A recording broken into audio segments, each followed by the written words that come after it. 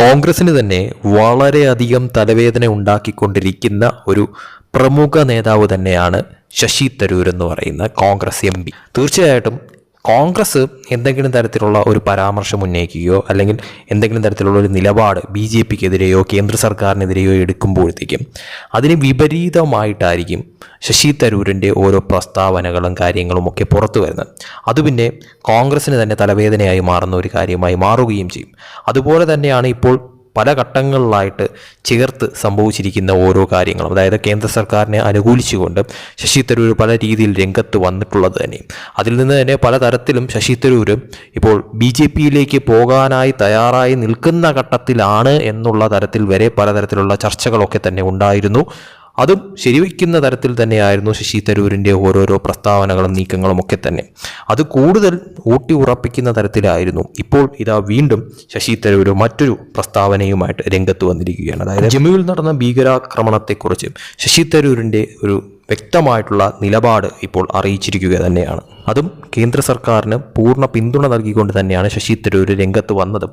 അതോടൊപ്പം തന്നെ കോൺഗ്രസ്സിന് അതൊരു തലവേദന ഉണ്ടാക്കുന്ന കാര്യമായി മാറിയിരിക്കുകയുമാണ്. അതായത് കോൺഗ്രസ് നിലവിൽ പറഞ്ഞിട്ടുള്ള ഒരു കാര്യമെന്ന് പറയുന്നത് ഈ ഒരു വിഷയത്തിൽ കേന്ദ്ര സർക്കാരിനൊപ്പം തന്നെ ആയിരിക്കും എന്നുള്ളത് തന്നെയാണ്. പക്ഷേ എങ്കിൽ പോലും കോൺഗ്രസിനുള്ളിൽ തന്നെ പല നേതാക്കളും ഒളിഞ്ഞും തെളിഞ്ഞുമായിട്ട് ഈ സുരക്ഷാ വീഴ്ചകളെക്കുറിച്ച് പല തരത്തിൽ പറഞ്ഞുകൊണ്ടും ഇപ്പോഴത്തെ സിറ്റുവേഷൻ മനസ്സിലാക്കാതെ മറ്റൊരു തരത്തിൽ കുത്തിത്തിരിപ്പുണ്ടാക്കാൻ നോക്കുന്ന തരത്തിലുമുള്ള ചില കോൺഗ്രസ് നേതാക്കന്മാരുടെ ശ്രമം, ആ ശ്രമത്തിന് നേരെ വിപരീതമായിട്ടാണ് ഇപ്പോൾ ശശി തരൂർ തന്നെ വളരെ പച്ചയ്ക്ക് തുറന്നടിച്ച് പറഞ്ഞിരിക്കുന്ന ചില കാര്യങ്ങളെന്ന് പറയുന്നത്. ആദ്യം ഞാൻ ശശി തരൂർ പറഞ്ഞ കാര്യങ്ങളൊന്ന് വ്യക്തമാക്കാം. അതായത് സുരക്ഷാ വീഴ്ച ഇപ്പോൾ ചർച്ചയാക്കേണ്ടതില്ല എന്ന് ശശി തരൂർ വ്യക്തമായി പറഞ്ഞു. അതോടൊപ്പം തന്നെ ഒരു രാജ്യത്തിനും, ഇനി ഏത് രാജ്യം എടുത്താലും ഒരു രാജ്യത്തിനും 100% കുറ്റമറ്റ സംവിധാനം ഉണ്ടാവില്ല എന്ന് തന്നെയാണ് ശശി തരൂർ പറഞ്ഞിരിക്കുന്ന കാര്യമെന്ന് പറയുന്നത്. വ്യക്തമായി പറയുകയാണെങ്കിൽ ഇസ്രയേലിൻ്റെ ഉദാഹരണം ചൂണ്ടിക്കാട്ടി തന്നെയാണ് തരൂർ പറഞ്ഞത്.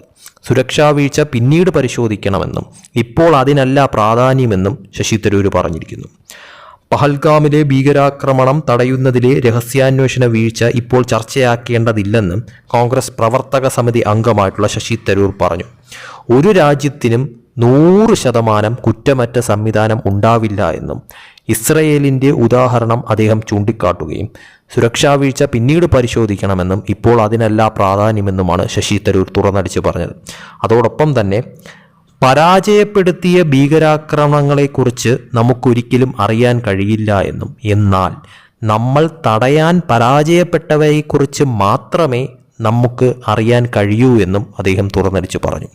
ഇത് ഏതൊരു രാജ്യത്തും സാധാരണമാണെന്നും പരാജയങ്ങളുണ്ടായിരുന്നു, അത് സമ്മതിക്കുന്നു. പക്ഷേ ഇപ്പോൾ നമ്മുടെ പ്രധാന ശ്രദ്ധ അതായിരിക്കരുതെന്നും തരൂർ കൂട്ടിച്ചേർത്തു. എന്തായാലും ശശി തരൂരിൻ്റെ ഈ ഒരു പ്രസ്താവന തീർച്ചയായിട്ടും ഒരു ചർച്ചാ വിഷയമായി മാറിയിരിക്കുക തന്നെയാണെന്ന കാര്യത്തിൽ സംശയമില്ല. അതായത് കോൺഗ്രസിനുള്ളിൽ തന്നെ പലതരത്തിലുള്ള ഒരു കുത്തിത്തിരിപ്പ് ഉണ്ടാക്കാനായിട്ട് ചില നേതാക്കൾ ശ്രമിക്കുമ്പോൾ പോലും അതിനെല്ലാം തടയിടുന്ന രീതിയിലായിരുന്നു ശശി തരൂരിൻ്റെ മറുപടി എന്ന് പറയുന്നത്. എന്തായാലും ശശി തരൂരിൻ്റെ ഈയിടെയായിട്ടുള്ള പല നിലപാടുകളും കേന്ദ്ര സർക്കാരിന് അനുകൂലമാണ് എന്നുള്ളത് വാസ്തവമാണ്. ഇതൊക്കെ തന്നെ ശരിക്കും പറഞ്ഞാൽ കോൺഗ്രസിനെ വളരെയധികം കുഴിയിൽ ചാടിക്കുന്ന കാര്യമാണെന്നുള്ളതും വാസ്തവമാണ്. എന്തായാലും കോൺഗ്രസിനുള്ളിലെ തന്നെ പല നേതാക്കൾക്കും ശശി തരൂരിൻ്റെ പല നിലപാടുകൾക്കും പല പ്രസ്താവനകൾക്കും ശശി തരൂരിനോട് എതിർപ്പുണ്ടാകുമെന്നുള്ളത് വാസ്തവം തന്നെയാണ്.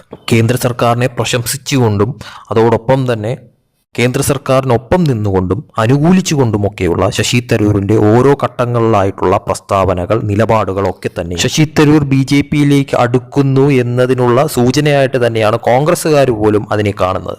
അതിന് കുറച്ചുകൂടി ആക്കം കൂട്ടുന്ന ഒരു കാര്യമായിട്ട് ഇപ്പോൾ ഈ ഒരു ശശി തരൂരിൻ്റെ പ്രസ്താവനയും കൂട്ടിച്ചേർക്കാം.